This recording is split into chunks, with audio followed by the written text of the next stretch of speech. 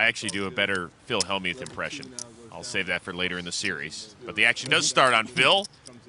King 10 offsuit. Raises to 800. I'm out of here. Loose cannon folds. Oh, he just made it 8? 800, yep.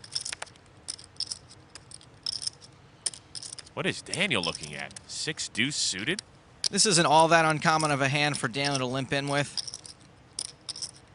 There has been a raise already. How about a re-raise to 3,600? Forget the loose cannon. Daniel's now trying to isolate Phil Hellmuth. Doyle pocket jacks.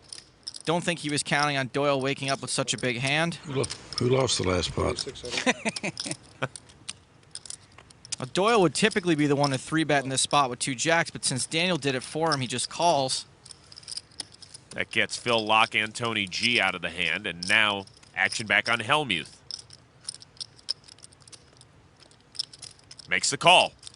Daniel's repping a big hand before the flop. Let's see if Doyle coming along for the ride causes him to change his game plan at all. So 3 players to the flop. 5-7 queen, it misses everyone. Hellmuth checks. That's right, so that means Doyle's still in the lead with 2 jacks. Negreanu checks. Now you expect Daniel to try to continue his pre-flop ruse, but I think Doyle's presence in the hand has thrown him off a bit. It checked around, a 4 of spades on the turn. No help to anyone. Daniel has picked up a draw now. He has an up and down straight draw. Phil Hellmuth chips in hand.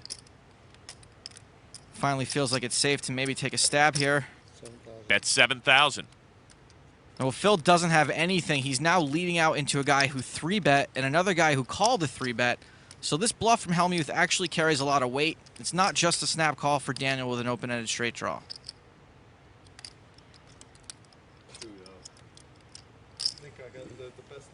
Daniel does make the call. Now with Daniel and Phil raising and re-raising and betting into each other, it's going to be very tough for Doyle to know he has the best hand.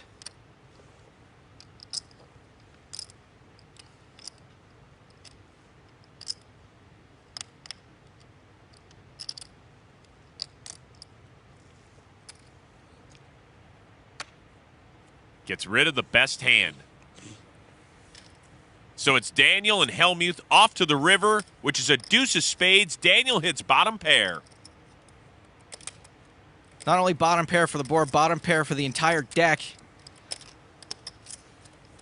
Hellmuth has nothing, but he can still maybe win this pot with the right size bet. Didn't Daniel say bluffs are good for the game a little earlier? Only if you show him. 6,000. Bet of 6,000 by Phil Hellmuth. This is a very small bet compared to the size of the rest of the pot. It's also smaller than the bet he just made on the turn. Let's see if Daniel can figure it out. Just don't reach for a bunch of those great chips. Why? You might just shove it on me? Phil insinuating he'll make a snap call.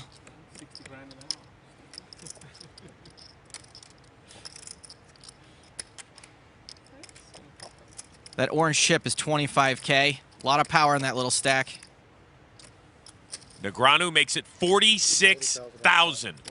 Daniel's correctly read Phil is weak and stuck in a huge bet with only a pair of deuces. Speech time. It's gotta come. He might have like 6-9 offsuit. It's Daniel.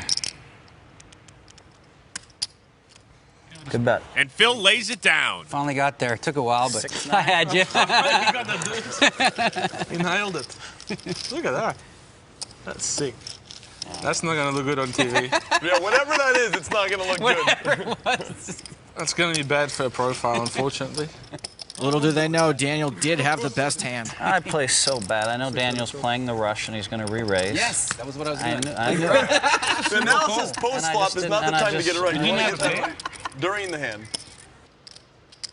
You didn't have a pair? 7, You couldn't call? 5, 4. Imagine you made like a call with 2 threes. Huh? What are you doing betting 6,000? That's what I'm supposed to pick off all the chips from him. When he bet 6,000? When he starts messing with me. That's if you have a... Like, You got Doyle smiling, and he's stuck 100,000. That's hard to do.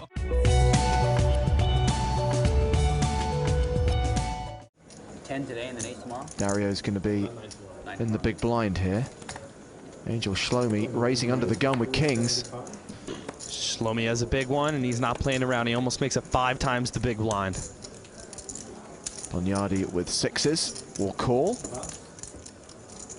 Negreanu on the button has 10-9 of diamonds. Negreanu's loving life right now on the button with this hand.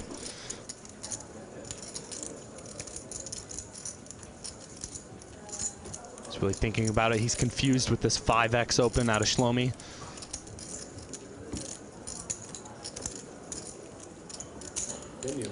But he makes the call. Both blinds will fold, so 3 players will see a flop. No 6 for Bonyadi, but a 9 high flop could get Daniel in trouble here. Daniel looked a big speculative pre-flop, and now he's picked up top pair. He might get in trouble. Shlomi continues. He's made it 15-25. It's a pot-sized bet. No slow playing for Shlomi. 5x pre-flop, pot on the flop. Daniel's still not convinced. He wants to call. But should he call? Daniel has a tough time folding pairs, and this is top pair. He should probably fold, but I don't see it happening. He does make the call. A big pot is brewing. No real threat out there to Shlomi's kings. Shlomi can't be too concerned about this turn card. 21-25. This time he decides to make it a little bit cheaper for Negreanu. He went full pot on the flop, right around half pot on the turn. Surely this is where Daniel lets it go. Daniel is trying to put the pieces of the puzzle together.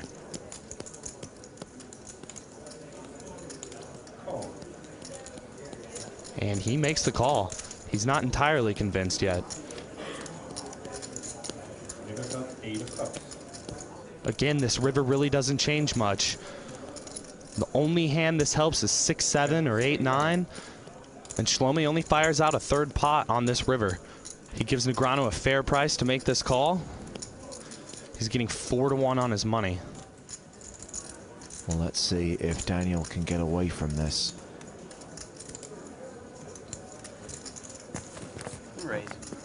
Daniel is determined. Angel's small river bet is a value hand that Kid Poker can't beat.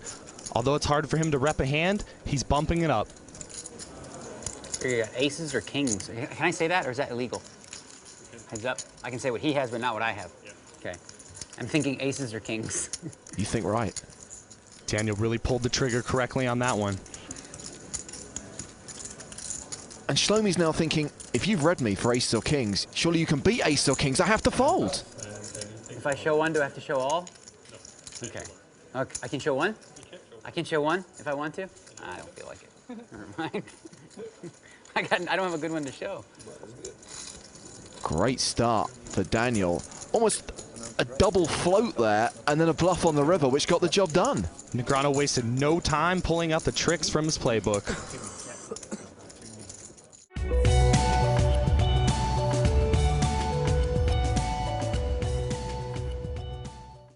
Negreanu has ace deuce here on the button. And he just calls, he doesn't raise. Daniel wants to play in position, but also keep the pot small and avoid getting 3-bet. Kachalov will make the call from the small blind. Shulman can see a free flop if he so wishes. And he will check from the big blind. King 9 suited is a hand that Eugene may have 3-bet with had Daniel raised. Queen 4-4. No one really catches anything. Negreanu's ace high still good. Kachalov checks. Shulman's likely to end up playing the board. He checks as well. Action's on Daniel. And he checks as well. Still keeping the pot small. Turn card for free then. It gives both Shulman and Negreanu straight draws, plus Shulman has a flush draw. A bad flush draw. It's not going to stop him betting though. A bet on the flop may have been enough to take this down, but this board is full of draws at this point, including Daniel's gut shot.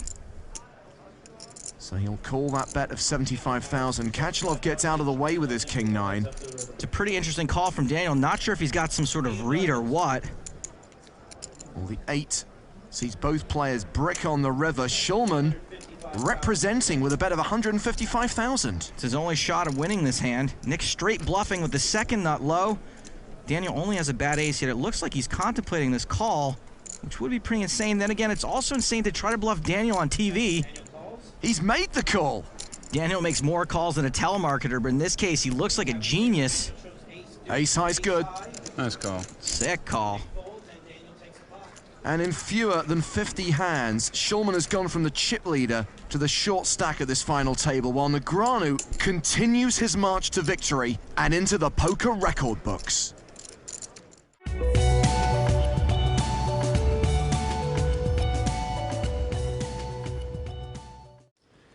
Things got a little hot last hand between Tony G and Andrew Roble. Hopefully more of that rant will be on the website. Roble raising ace-jack to 2,500. One card is possible. You could. Jack 5 for Tony. Folds. Lex is out. 6 trays suited. Good enough to call for Daniel. Queen Jack for Alan Barry, who folds. It's a little tight, but he is dominated. And Reynolds folds. Also tight. Both guys were out of position to the razor. I'm very unhappy right now. I'm not going to be able to sleep until after this episode comes out. Check. Negreanu checks a flush draw following the flop. And I guess that is an achievement. Roble bets 4,000 with top pair. He's making Daniel pay to draw. And Daniel will. Daniel trying to chase that spade. The turn, the 10 of diamonds. Roble picks up a straight draw. Daniel misses. Action on Negreanu. Looks like we're going to see a semi-bluff. Bets 8,500. This is a donk bet bluff. He knows Roble is tight, and Andrew knows Daniel is loose, so top pair, decent kicker, and a gut shot might all just be too much to get away from for Andrew.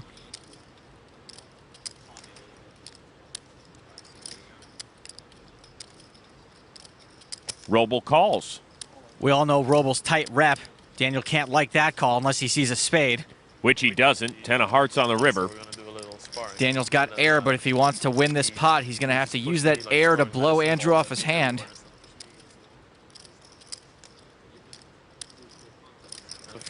Action on Negreanu. That's 18-5. 3-10s is a tough bluff to pull off, so Daniel is most likely trying to rep a big ace or maybe a straight. His bet is designed to bluff Roble off a king, maybe. I don't think Daniel thinks he could get Roble to fold a big ace, though. I was so crushed after that final. I could cry.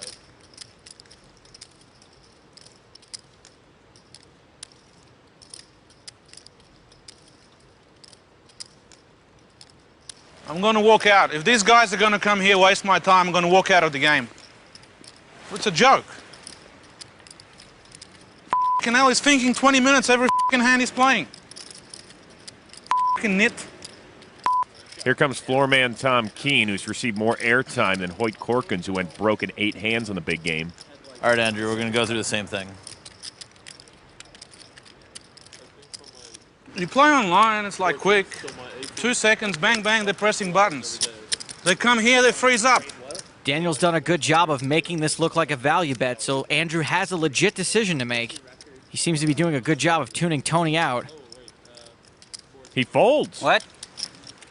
After all that, he finally threw it away. I mean, I had a 6. But Daniel shows the bluff. You qualified. I was so happy you called the clock, Tony. High five for the assist there, just in case. I don't think he had anything, and he had to move in himself. That's the first bluff that's worked for me in, like, I don't know how long. How many in a row have I tried?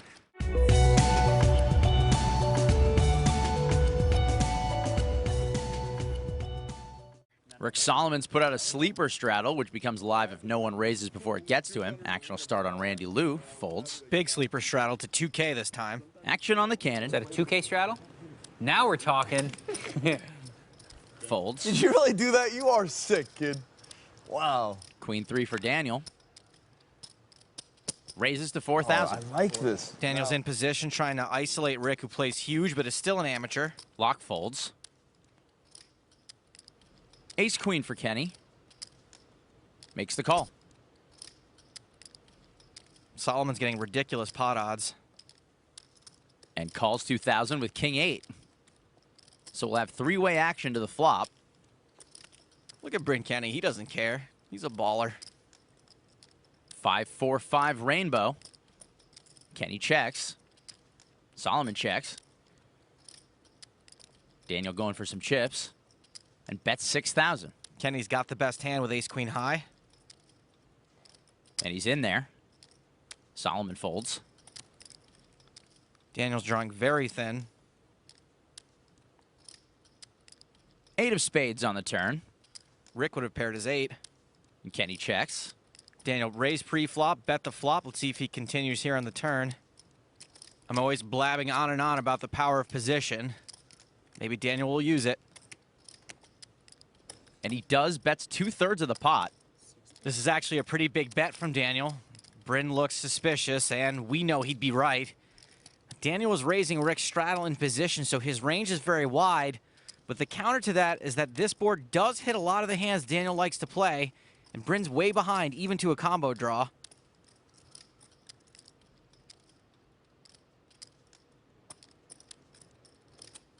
He's going to make the call.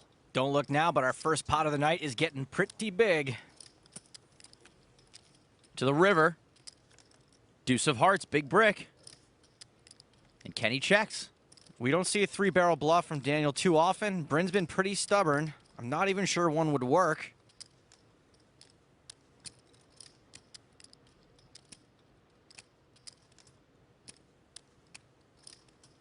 But Daniel does 3-barrel, 85,000. That deuce didn't really bring in a lot of draws. If Kenny thought he was good on the turn, he might be able to make this call still. But that's a pretty sick bet. Not only does Daniel not 3-barrel very often, but I can't remember the last time I saw him overbet the river on a bluff. Kenny folds. That's one of those, right, Phil? That was fun to watch. Not so fun for Kenny. Maybe it was. Let's see it then. You want to see it?